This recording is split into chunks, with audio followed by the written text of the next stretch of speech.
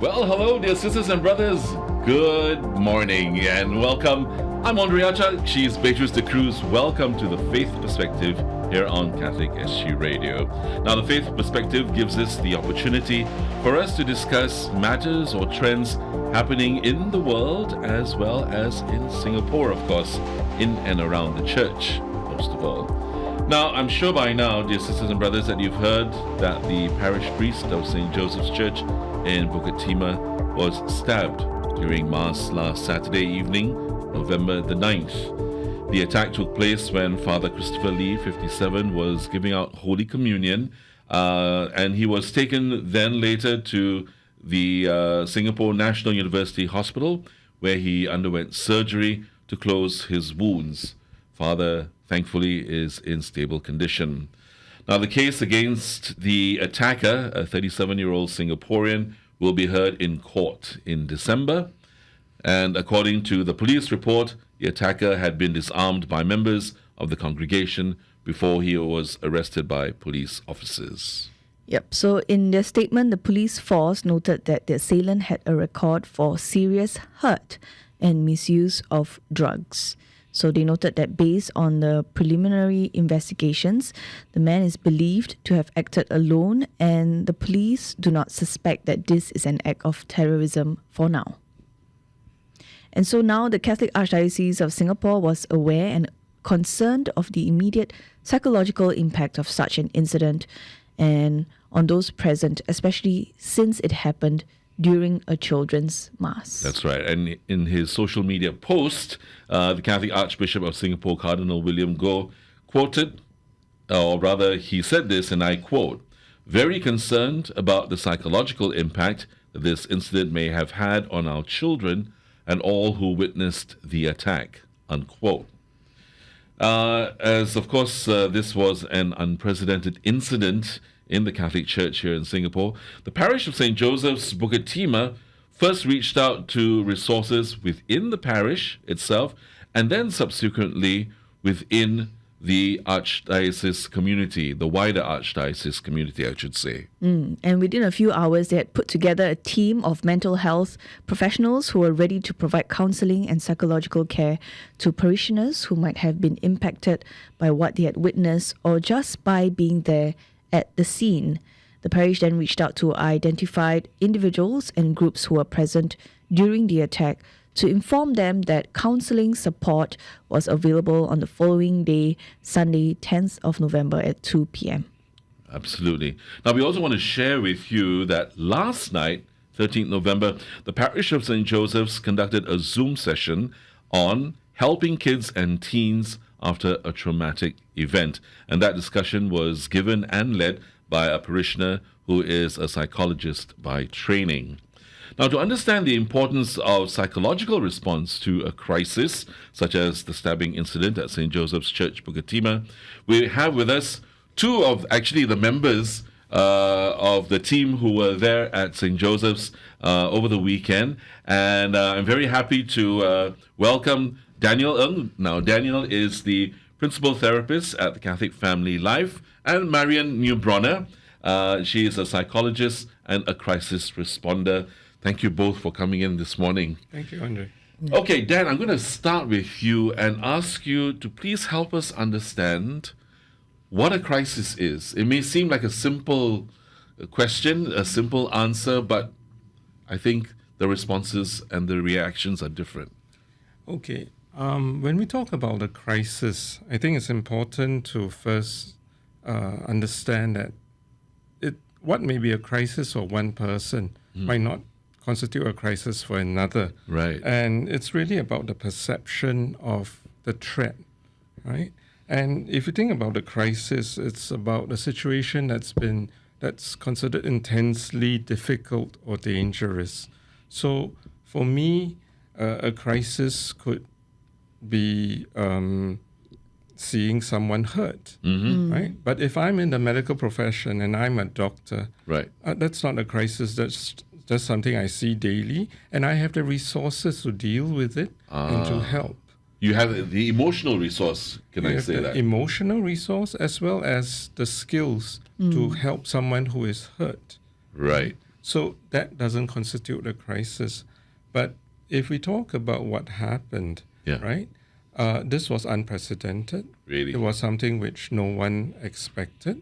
So a lot of whether there is a sort of what we might call a crisis response would depend on where maybe the parishioner was, how far away was the person from the scene, Right. whether it actually witnessed it, or whether it was just sort of hearing other people who might have witnessed it and start screaming, So if you're really far away, it might not constitute that much of a crisis. But at the same time, that being said, if anyone who is in that crisis situation has had similar experiences in the past, it might reactivate, right? Wow. Yeah. Okay. So even a crisis that happened maybe years ago Yes. can come back and sort of haunt the person again. Well, I'm not sure about using the of word. course, if it's ignited by Yeah. another thing. Yeah. like that. So, for example, if you've been in an accident, right, and you've been rear-ended, right, and that's no fault of your own. Someone just came and rear-ended you, Right. and then you are in another, maybe a few years down the road, and a car next to you gets rear-ended. You might just feel, and you might remember that, and you might be overcome with fear. Right. You might remember how that situation Yeah. was. Especially if you were injured. Right? Yes. The body holds a lot of memories that we don't process with language. So on the surface, we're functional, but on the body side, there are some wounds we remember because it's triggered. That's very interesting. Okay. So, Marion, could you share with us in your experience as well, especially when many of us, those who have been present at that point of time may have experienced some sort of trauma. How can family members broach the subject of counselling sensitively with loved ones? Well, firstly, for a person with this mass numbers, right, we normally want to separate, like what you said, how near they were or what level they might have experienced it. So I would separate those who witnessed and were not affected physically, as in front in the scene, and those who were very much more physically in front that may have felt it more. Right. So let's just do the witnessing. That means they were further away and they saw it. Right. For those, again, if they were previously already affected somehow, they may have re-triggered memories. And most people have enough resources to cope. When I say cope, it means they find ways to manage their emotions in that period. And then eventually healing is really a miracle of God, right? You just naturally heal and one day you wake up and you're fine, Right. They can use running, eating, hang out with friends, whatever, or withdraw for a bit, but witnessing, they can cope. Those affected, honestly, it's really, we don't know how badly affected they are. It's really a perception thing. And because there were so many children, that was why we wanted to really be very hyper aware that they also were felt to be able to say or show. So the first thing I did and asked, and I've been talking about it, is asking the parents and family members to watch their physical child changes. Did they sleep that night? Are they able to sleep or wake up suddenly? Do they cry before bed or after waking up? Are they able to eat? Do they want to hang out with other people or not? So stuff like that. And I also know that most of them do scratching or touching themselves, like a little twitchy thing, because that's their way of coping at that point. Right? So, for example, today I brought the squishy, right? You can just get a squishy. And children don't want to say they're sad sometimes, so you can say, "Are you afraid?" And then they can squish if they are. Or you can say a word and see whether they squish. And you can use a teddy bear as well, right? Something soft where they feel that that's the expression without having to use big words about it. Right. So to encourage, then if they look like that, then I would say, as mommy or daddy and you, would you like to go together and see someone, right? And then see whether they say yes. Or just go and see someone, not to con them, but basically just make it so easy to just talk to someone together with mommy and daddy, right? Right. But eventually, if they want to be with the person alone, the therapist, then also leave them and just check in after that. So no forcing, just checking is what I would prefer. Right. Yeah. Right. And, well, on that same thought as well, what are some effective ways to encourage someone? I mean, especially a child, as you also have mentioned about the squishy. I think that's a good one. Yeah. To encourage someone to talk about their feelings and experiences. You know, most men don't talk about their feelings. So, no, sorry, I had a joke in there. That's not true. It's man, woman, child, doesn't matter. Most of us do not bring our feelings out in a public arena because the fear is being judged, the fear that you might offend someone by saying something wrong. Yeah. Right? And that's the truth of the matter, Yes, really. yes, It is. yes, It's and that's true. also why most people don't go for counselling, even though it's readily available now in Singapore. Our country has done such a good job of making it available. So journaling, I used to journal a lot. I still journal a lot. I suggest that you just encourage the whole family to write together for the next few days, morning and evening. Don't say you have to write about the incident. Just write about your feelings. It is the school holiday, so write about your feelings. Yeah. Write about how happy or unhappy you are. And in the case of me, when I work with teenagers, I tell them you can tear it away, staple it, don't show it to me, or if you want me to know, you can leave it there and I'll read it later. Right? So it's really an issue of getting it somewhere out. That's in most cases when it's out on paper or out to a therapist, it helps you feel that it's no longer part of you. I don't know what else to mix logic of it, but that helps a bit. It lets you have a separate position from it. What about non-verbal responses or actions that the child or the individual may exhibit? You mean? There's degrees again, right? So, Right, yeah. So if they unfortunately go around hitting their younger brother or the teddy bear, then maybe that's something definitely you want to go and find out. But I would suggest, and I've done this the whole morning and you all are looking at me, getting them outside and making them jump around, right? Right. No, the reason is that there's a lot of energy held in the body that it's from the sadness, right? And or the anger or the fear. So it becomes, even in adults, it becomes like this. Right? People walk around like this, yeah? And then we go to MRT and even worse, right? We like this, there we are. Right? It is, so the children don't feel that they can fully express. So I bring people out to Botanic Gardens and scream. Even then they're shy to scream. The poor trees. Right? But you don't get it out somewhere. So That's you don't true. need to ask them for emotions, just get the emotion out. I Some think sort that's of outlet yes. or release. Yeah. Okay, you need that. Wow. Because if you're talking about children, they may not have that much of a vocab. Yes. to That's be right. Yes, Yeah. yes. So that's what I meant. You know, I mean, sometimes they can't verbalize. That's one, right? Or they don't have the comprehension or the language for that matter. But like you said, you know, physically, they're actually, it's as though something is strapped. Yeah. So I have know? a good example. Throughout it, the person was frowny. So as a therapist, right, I always wait for the point where they lighten or their eyes brighten or I can make them smile. Then I know it's not that bad, right? If they frown throughout it and they're still like that means somehow I can't shift them out of it. So yes, if they are frowny all the time, the main point is to try and move them. In depression and anxiety, you always should bring the people outside of the bedroom. If you keep them there inside the bedroom and they stay, they don't sleep, they eat in there, it's not helpful.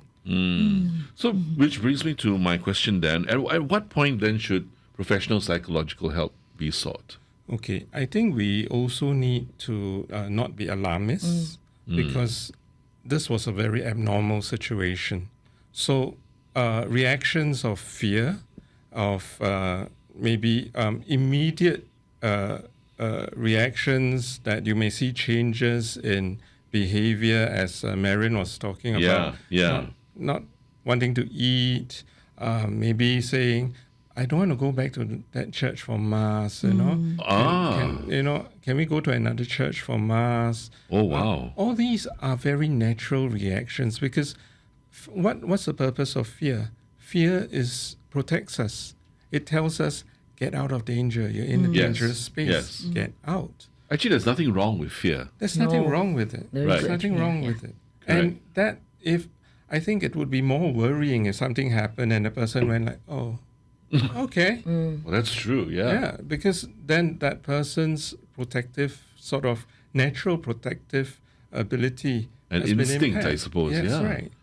Right. Wow. So I think the concern is what we would expect is that there would be normal reactions like these, but we would expect them with time to slowly taper down. Right. Our nervous system and our psyche has the powers of self-recovery. Imagine a spring when it's under stress. Yeah. After you remove that pressure, it should spring back out.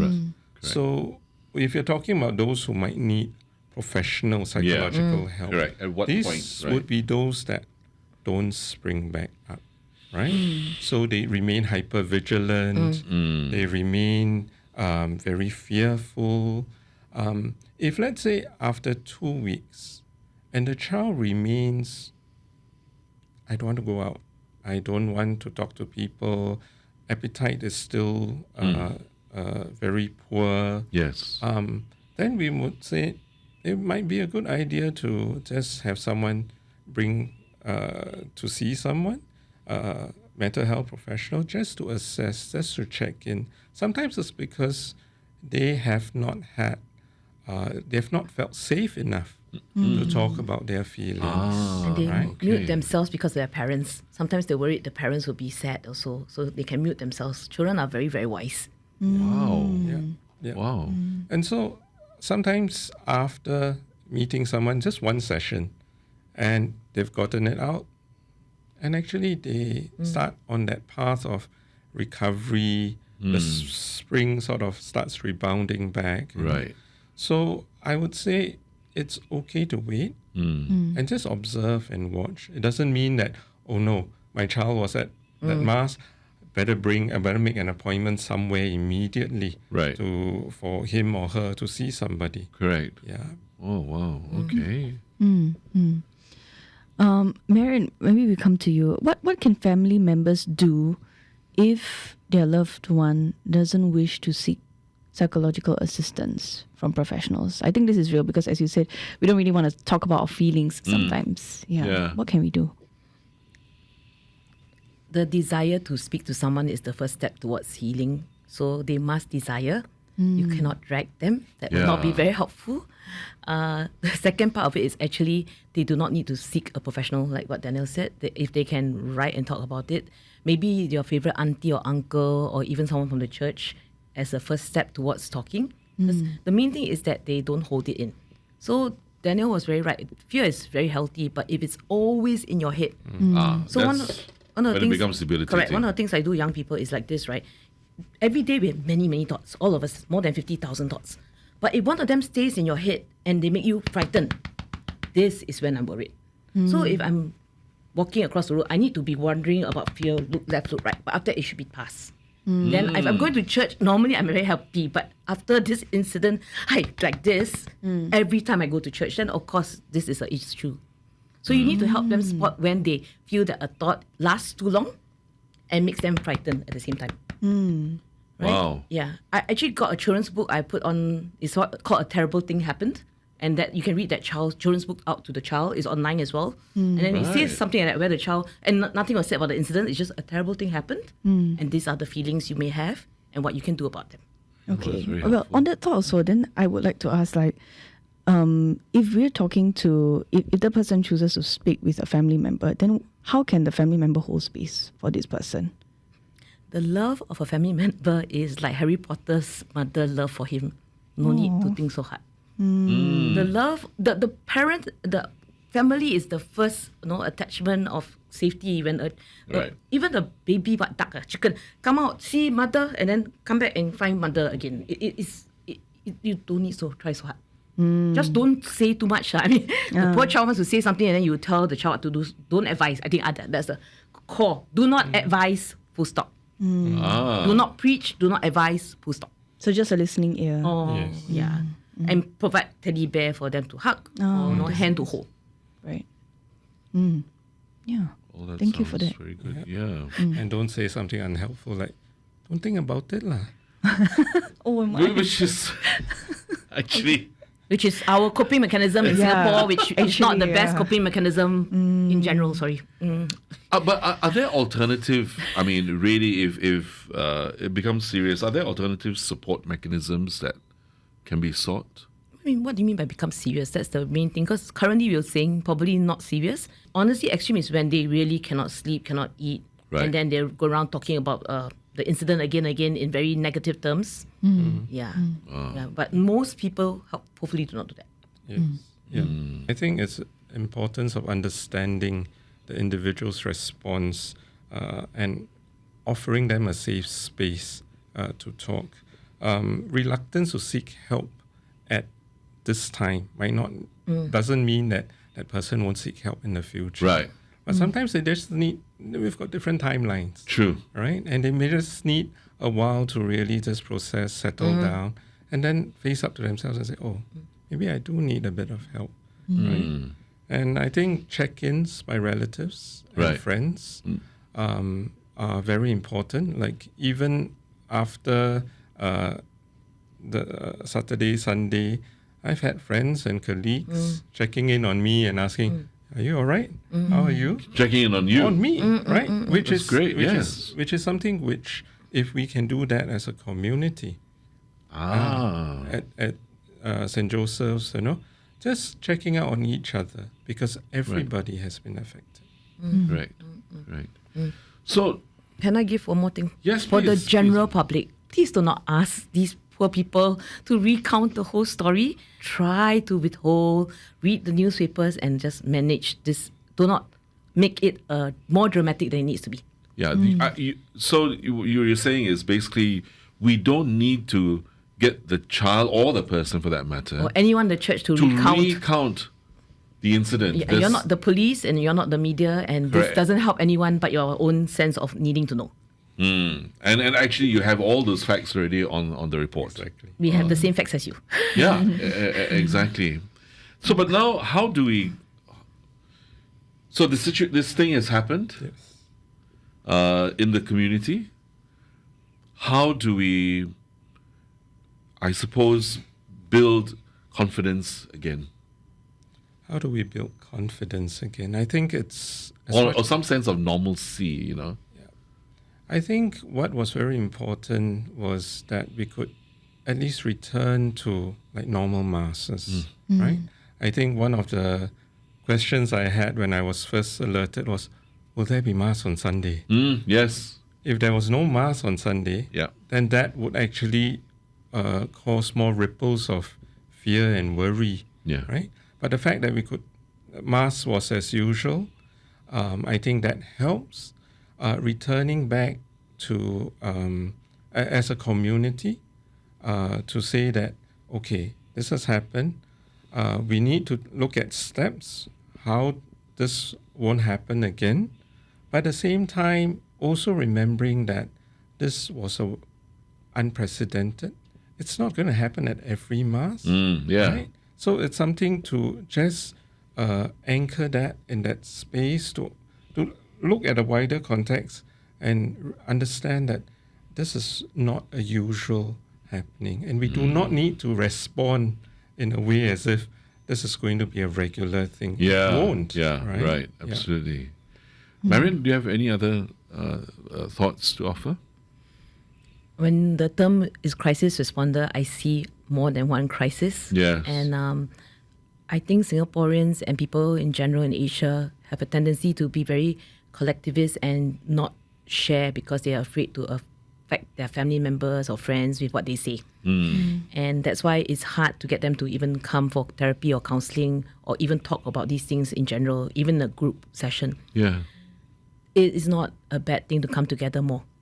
I really think dialoguing cross, I have been doing this for some time now, dialoguing cross education, religions, government sectors, like our ministers who have formed the National Task Force on Mental Health. We need to dialogue much more. Right. Because then certain areas of unfortunate public displays of violence can be seen as situations that we can manage together, not one-off and random, and this person who did it is the culprit. Yeah. Yeah. And I'd just like to share one part that was very heartwarming. Even as we formed the group to support, we have received a lot of offers of assistance Wow. from within the diocese. So Catholics who may be mental health professionals and Right. they have written in and offered. But what's more heartwarming is that we've had mental health professionals who are not Catholic, just Wow. Singaporeans who were responding to the fact that this affected one of us, Yes. Singaporeans. It's not just a church, but and the community has been affected. Absolutely. And they have stepped forward and said, I like to help, and how can I help? So I think that's one of the heartwarming bits and one of the positives that we can take away even amidst what some may see as a tragedy. Absolutely. And actually, with that, I also would like to thank two of you for also having responded so quickly over the weekend, and providing that support and assurance also to those who were there and those who felt that they needed to come and express themselves. So we've been speaking to Daniel Ng. He's the principal therapist at Catholic Family Life, and Marion Neubronner is a psychologist and a crisis responder. Thank you so much once again for coming in this morning and to just share with us and help us understand a little bit better this crisis. Yeah. Thank you. Thank you so much. Thank you. Yes. So just a reminder for our listeners, you're tuning in right now. This particular faith perspective on the psychological response to a crisis, encore is tonight at 8 p.m., tomorrow 5 p.m., and again 2 p.m. on Saturday. Absolutely. And at your own time, of course, you can catch it on our YouTube channel. Don't forget, you can share that also with your friends and your relatives as well. I'm Andrea Cha. She's Beatrice de Cruz. Thank you so much for joining us here on The Faith Perspective on Catholic SG Radio. Take care of yourselves. Bye-bye now.